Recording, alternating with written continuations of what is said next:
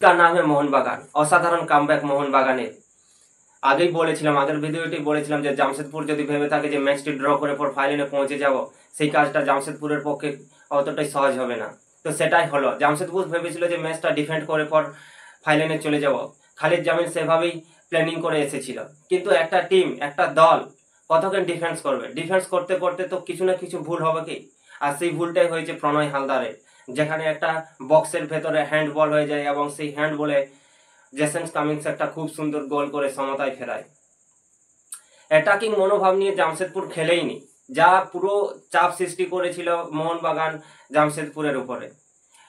যখন সেকেন্ড হাফে তারা চেঞ্জ করলো স্ট্র্যাটাজি, যখন খালিদ জামিল সেকেন্ড হাফে স্ট্র্যাটাজি চেঞ্জ করলো এবং অ্যাটাকিং নিয়ে এলো, তখন যদিও গেমটা অনেকটা জামশেদপুর বেটার হয়েছিল জামশেদপুরের খেলাটা, কিন্তু প্রথম হাফে সবাই শুধু ডিফেন্স ডিফেন্স ডিফেন্স, চাপ সামলাতে পারছিল না। কিন্তু যাই প্রথম হাফটা খুব ভালোভাবে চাপ সামলিয়েছে। তারপর 55 মিনিটের মাথায় একটা প্লেন টিক পেয়ে যায় এবং আপু সেই ফার্স্ট ক্লাস ফিনিশিং, একটা অসাধারণ গোল, যে গোলে মোহনবাগানকে ফাইনালে পৌঁছে দেয় লাস্ট মিনিটের মাথায় 90+4 মিনিটের মাথায় যে গোলটা আপুয়ার, এটা ইতিহাসের পাতায় লেখা থাকবে এই গোলটা।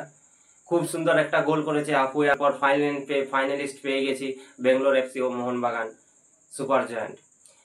ফাইনালে আমরা একটা খুব সুন্দর ফাইনালে দুটো টিমকে পেয়ে গেছি এবং ফাইনালে আমরা একটা দারুণ ম্যাচ উপভোগ করব। ফাইনালের মতো খেলা হবে আশা করছি।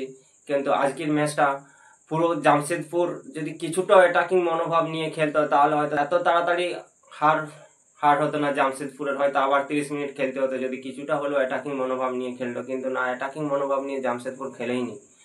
শুধু তারা চাইছে যে ডিফেন্স করব ডিফেন্স করব ডিফেন্স করব। কত ডিফেন্স করবে? এত ডিফেন্স করা যায় নাকি? যে পুরো 90 মিনিট যদি কেউ ভেবে থাকে যে পুরো 90 মিনিট শুধু ডিফেন্স করে যাব, কি করে সেটা সম্ভব? কিছু সময় তো অ্যাটাকিংও যেতে হবে। কাউন্টার অ্যাটাকের সুযোগ পেলে তো কাউন্টার অ্যাটাক যাবে। সুযোগ যদি না পায় তাহলে কোথায় যাবে? কি করে যাবে কাউন্টার অ্যাটাক করার জন্য? সুযোগ থাকবে তারপরেই তো যাবে কাউন্টার অ্যাটাকে। মোহনবাগান সেই কাউন্টার অ্যাটাক করার সুযোগটা দিয়েইনি। একটা কি দুটো চান্স পেয়েছিল, কিন্তু একটা দুটো চান্স নিলে হবে?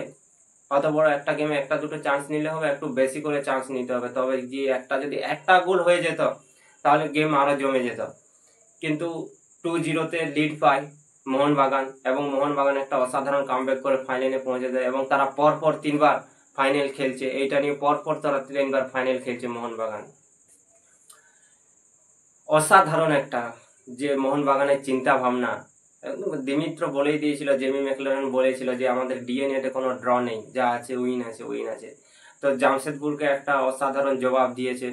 জামশেদপুর যে ব্যবহারটা করেছিল আমাদের মোহনবাগানের দর্শকদের সাথে, যে রক্তারক্তিটা মারপিটটা করেছিল, সেইটা নিয়ে একটা এই ম্যাচে বিরাট একটা হাইপ এসে গেছিল যে ম্যাচেই মাঠেই ফলাফল করতে হবে এই ম্যাচে। তো মোহনবাগান প্লেয়াররা যেটা বলেছিল সেটাই করেছে, মাঠেই এই ফলাফলটা করেছে।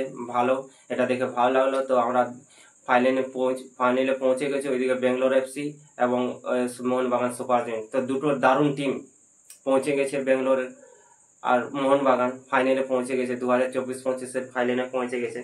তো একটা দারুণ আমরা গেম উপভোগ করবো ফাইনালটা এবং সবাই দেখতে থাকবো, ফাইনালে চোখ রাখবো যে কে জিতে কার হবে। মোহনবাগান কি আরও একবার টাইটেল এবং লিগ সিট দুটো একসাথেই করতে পারবে? যদি করতে পারে তো একটা দারুণ মোহনবাগানের পক্ষে, কারণ মোহনবাগান এখনো পর্যন্ত কাপ আর লিগ সিট দুটো একসাথে জেতেনি। তো যদি জিতে তাহলে এটা মোহনবাগানের ফার্স্ট হবে যে কাপ আর সিট তারা দুটো একসাথেই জিততে। তো অবশ্যই আমরা ফাইনালটি দেখার জন্য সবাই রেডি থাকবো এবং একটি খুব সুন্দর ফাইনাল দেখতে পাবো। তো যারা যারা আমার চ্যানেলে নতুন এসছে চ্যানেলটি সাবস্ক্রাইব করে রাখো, কারণ আমি এই চ্যানেলে ফুটবল ও ক্রিকেট রিলেটেড ভিডিও আপডেট দিতে থাকি।